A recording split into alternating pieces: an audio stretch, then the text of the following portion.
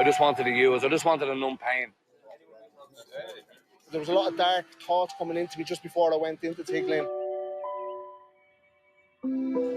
We're working through and learning tools that when we do go back out, we can apply them then to life, you know. Tiglin has actually saved my life. People say, oh, well, what about if I saw miracles and people raised from the dead? I'd believe in God. I'd believe in Jesus. I'm telling you, I see that every day of the week. And I don't say that lightly, but I see lives that were absolutely written off, back on track, in jobs, with families, in society as productive members. That to me is miraculous.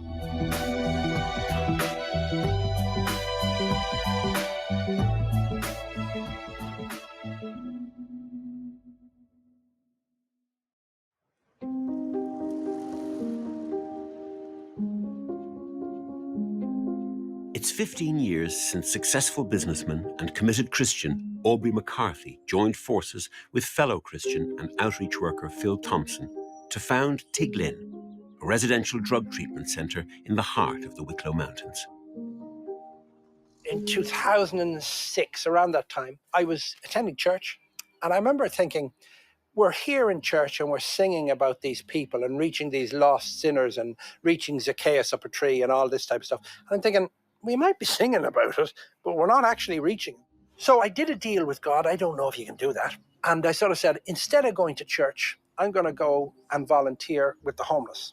So every Sunday, myself and Phil Thompson, who's the CEO, we started to volunteer with the Salvation Army. And we started to meet people who were really broken. Addiction absolutely annihilated these people, and they were living in the gutter.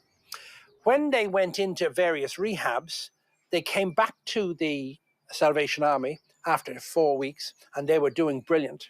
2 weeks later, they were on their uppers again. And I thought, there has to be something bigger than this. So myself and Phil went to New York, we went to Scotland, London, to see different rehabilitation centres. And we found that longevity and a faith-based ethos is a successful aspect of most rehabilitation centres that work. And I thought, okay, there's something in this. So I heard that the National Mountaineering Centre was for sale, and I went to look at it.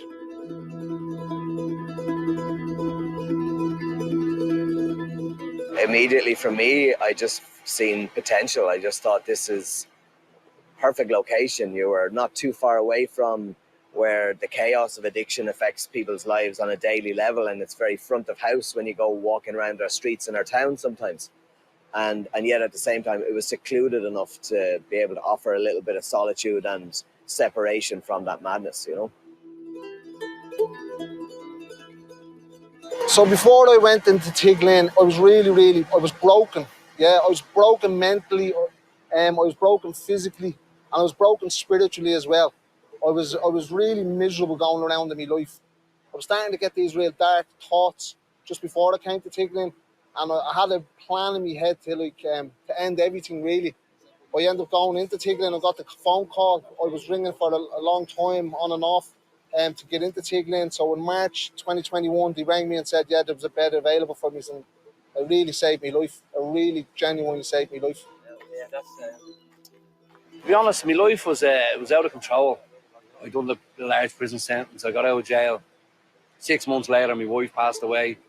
I was left with 3 young kids I didn't know. I had no relationship with. Seen them over visiting counters, you know. So I used substance just to numb a lot of pain.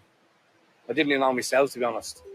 So that's where I really spiraled out of control, you know. And I came to death's door. That's what happened, you know. I went on a bit of a missing list.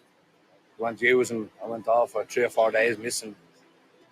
I found at my door, death's door, rushed to hospital. I knew then I needed help. I needed serious help. I suppose our desire was always to build a model that was around the whole person.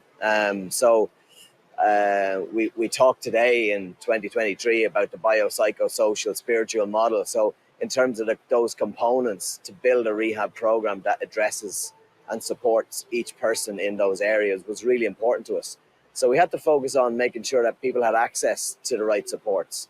That meant making sure that the opportunities for education were freely available, that we gave people the opportunity to deal with their underlying issues with counselling and therapy. And so we do that through both one-to-one and group work. And then practically that people could just go and learn a new skill, be that in the woodworking room or understand what it is to work in nature, such as in our polytunnels. So these things became important to kind of round the program, to make sure that it was a whole person program, and also making sure that the expression of our faith was reachable, understandable, acceptable, non-judgmental, and attractive to those who are looking for help. And so that is that kind of the spiritual component of the biopsychosocial spiritual model. So this is called a cost-benefit analysis worksheet. For instance, there are certain benefits from drug use. You know, they're called positive reinforcers. They're things that are that we feel are positive, and they motivate us to using something like, for instance, getting high. Can anybody think of a benefit of continuing to use? Release. Okay, release. Okay, yeah. Okay. I didn't feel alone either when I was using, because there was other people using with me. I felt part of the society. You know, in reality, I wasn't there. I might have been there when I was on drugs, but when you come back down to earth, it's different. Like, it's a quick benefit, a very short lasting benefit. Yeah. So, at the end of the day, is it really a benefit? That would be the question in our mind, isn't it? If you're ever in a situation where you are feeling tempted, it wouldn't be that difficult to take a piece of paper and just divide it into two columns. What am I going to get out of this? And what it's going to cost me? Yeah. Again, you've got the which is similar, is the benefits of not using. The model that we work from is that to look outside yourself for the help that you need. And so, you know, faith has many different layers and many different expressions to different people. So my personal view of faith would be hinged around Christian beliefs and Christian principles. And I know that the concept of Christian belief systems offers people an opportunity to start life again. So, but you can't expect everybody to start at the same place that you are at. So some people might start at a place where they're willing for the first time to look outside themselves, that there is something bigger, stronger and better than they are to help them through a very dark period of their lives. So it's a journey. Faith is a journey. It's not a destination. And I think that's where, yes, Christianity is the core ethos of the program, but it's also an inclusive option that people have to make their own decisions. It's not about religion, but I don't disrespect religion. I do have a Bible I pick up, and I do get stuff out of it. But that's my choice. Like they say, a higher power. My higher power, I think, was my wife that passed away. That's my belief. It doesn't matter if you're a Christian or not a Christian. It's not about that. It's about I was up there to get help, and they were there to help me, and that's what I took from it. You know.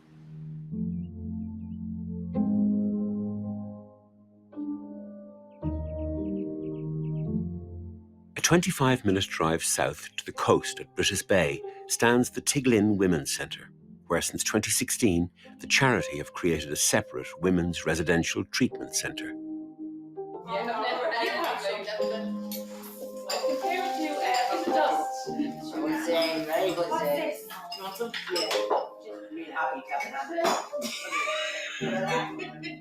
I was nervous and afraid, but still in my head as well.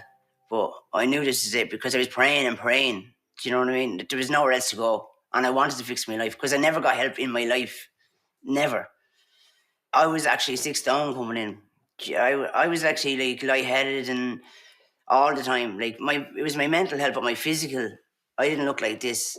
And yeah, I was just very weak. I was going in and out of hospital anyway. So if I didn't come here, it wasn't the drugs or I didn't kill myself, I'd be dead. I always was a drinker. I was drinking from the time I was 14. Wasn't a problem in my younger years, and was only in later years introduced to wine, and basically I loved it. And then the addiction started taking over slowly at the weekends. Then it creeped into Mondays and Tuesdays, and then eventually it started just taking over everyday drinking until the stage where it was just, I just couldn't survive without it. I think if you have your mind made up and work and do what you're asked to do, basically in here, it's hard. It's not easy, but you learn. It's enough. Like I think the advantage was that I'm older. I'm 55, so my life experiences kind of helped me an awful lot because I was a little bit more mature. I wouldn't say an awful lot more mature, but a little bit more mature. A little bit. A little bit. But it did help me, I think, an awful lot. And like, I knew God was working on my life. I had faith before I came in here, a good faith. So it was easier for me to take up the end of the faith end of it. Yes, man. Looking for. It's lovely. Yeah. It's a tough programme, but for me personally, the hardest thing is coming through the gate and just saying, do you know what, I'm ready. I think everything after that just becomes a little bit easier, but it's the initial decision of coming through the gate. My work started when I came in. I had to rebuild relationships with a lot of people. But I would encourage anyone to make that first step because it's life-changing. After 9 months of residential treatment in the seclusion of Tiglin and British Bay, male and female residents moved to Greystones on the Wicklow coastline, where separate, sheltered accommodation at Carrigeeden and Coolnagrena helped them reintegrate into society. What we found is a number of guys, when they leave, let's say, Tiglin, they go to live in our transitional housing project. Most of them go into apprenticeships, they go into educational programs, get jobs, whatever it is. But there was a few that were getting stuck. So we said, what about setting up a social enterprise to engage with these guys, these ladies, and see if we can get them and train them as baristas in a coffee shop. So we set up a coffee shop. Wicklow County Council were tremendous with that. And we used a building that was a previous tea rooms. And it's on the seafront in Greystones. And we said, okay, well, let's see how this goes. We asked who would like to become a staff member in there. 5 guys put up their hands. And there were guys who perhaps hadn't engaged before. We opened up thinking, what's this going to be like? The community bought into it. The concept of it was to provide employment opportunities, training opportunities in a safe environment. But what we really wanted to try and do was to look at a way that brought the outside world into a little piece of what we do in a safe way. I will say, Phil Thompson again, he's saying, I don't want this to be a charity shop for people to come along and give us a token donation. I want people to come here because we have the best coffee on the East Coast. He said, I want people to come here because we have the best service offering, bakery, etc. And that's what happened. So Rise at the Cove recently won the Social Enterprise of the Year award. You've got a community of Greystones totally behind it. And actually the people that are working in there, they're stars in the community. We're aware that a lot of people don't want those kinds of services in their backyard. So the way our programs were developed was, people come down to Greystones at a point in time in their journey where they've probably been nearly 12 months away from addiction. They're not the people they were. And the beautiful thing is they've been accepted as that in this community. I suppose we didn't really know what way it was gonna go. We didn't mind if it was slow, but it was the complete opposite. Like, since the day we opened the door, it just took off. So as you can see this morning, like that's an average morning here. I'm a supervisor and I'm Gav's assistant manager in Gavin's office. So I've worked my way up a little bit as far as I could. It's more than a coffee shop. I keep saying to everyone, it is. You'll walk in, you'll feel it. It's like one of those places or those people that you come away from and you just feel better, but you can't put your finger on exactly what it is. But it is the people, and it's the stories behind the people, and it's you strike up a conversation and you hear the stories, and it just connects you, and it's that feeling that you walk away with that makes it special. From what I can see from the people that come through the doors of the cafe, they all know us for who we are. Before it was, Jesus, that's that young lad from that blue house, But now they get to know you. Like a lot of people come through the doors there that haven't got a clue about Tiglin.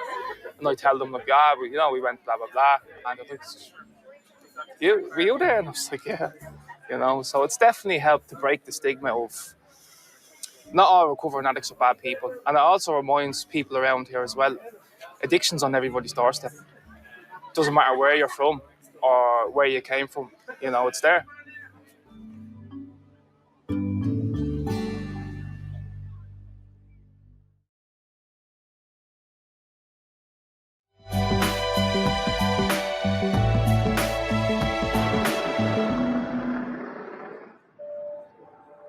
Early in 2022, the war in Ukraine saw hundreds of thousands of refugees escape the fighting, fleeing their homes with whatever they could carry.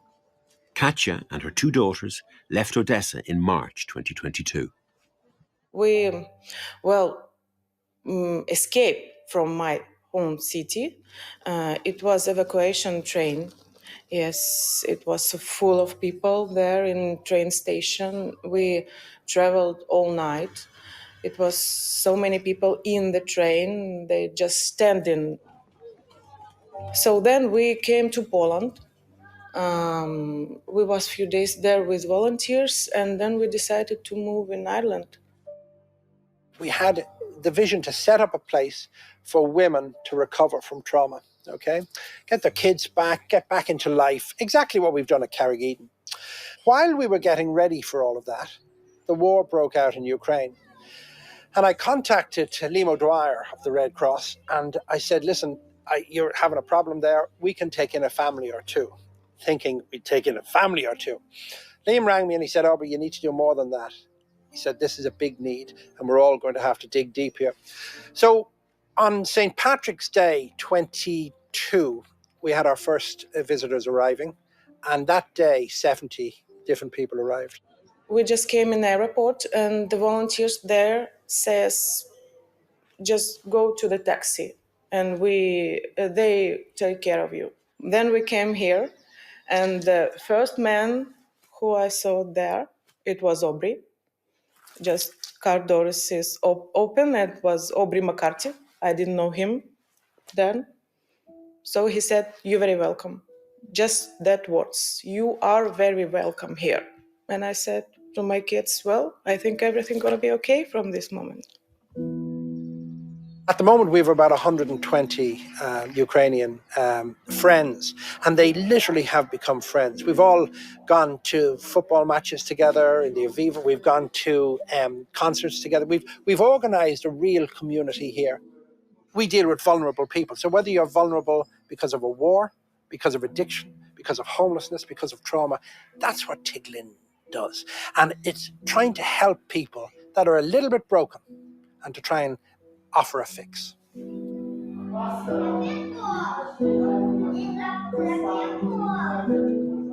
We're trying to kind of transfer the love that God has for us into action, just being kind to people, helping as much as we can.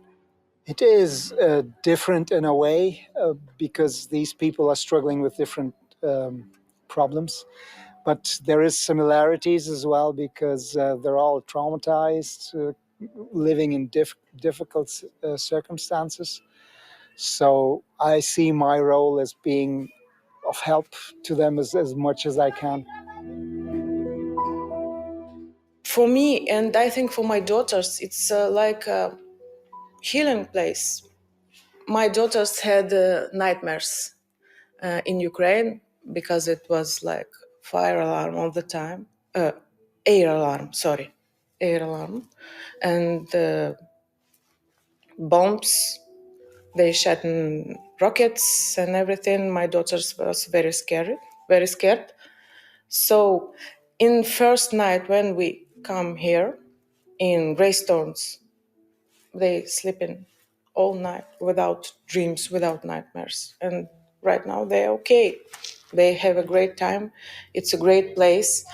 So many people here from Ukraine, they all got different stories. Some of them had terrible stories, but here they feel they in safe place. This is most important, of course. Yes.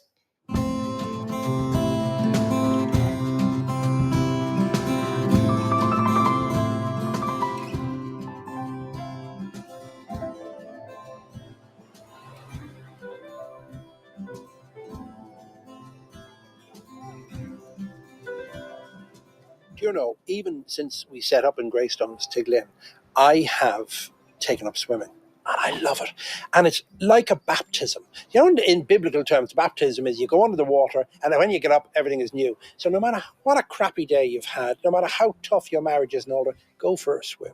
You go under the seawater, you come up, you're a new man. At the Cove in Greystones, there's a community of people. They meet at sunrise, they have their porridge, they come to our coffee shop, get their coffee. We have a sauna there, and it all has become a livable community. It's a fascinating spot, something very unusual.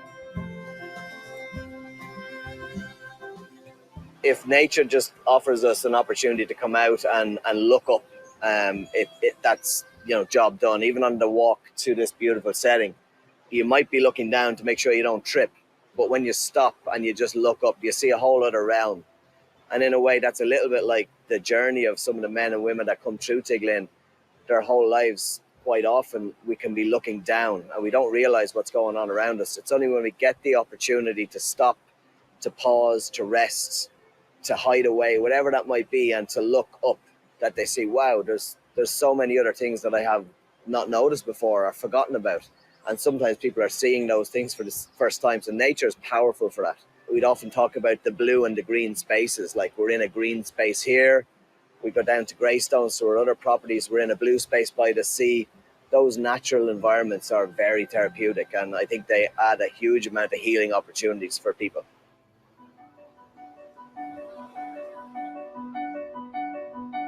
The ongoing devastation of drug addiction leaves no end in sight for Tiglin's mission to restore humanity to its clients. And they have plans to continue to try to heal as many traumatized lives as they can. I like to look at what we do as, in some ways, an opportunity for people to defend their human dignity. And addiction robs people of that. When you personalize it and you see the person up front, I think it changes the whole perception. And the communities I've worked with, we have Dublin, we have Wicklow Mountains, we have British, and also Greystones, the individuals become friends, they become part of the tidy towns, they become part of the choir, they're part of the GAA club. Then it's not a drug rehab. It's, it's a community trying to fix their own community's problems. I'm nearly finished the program, so I'm super excited to go back into the real world.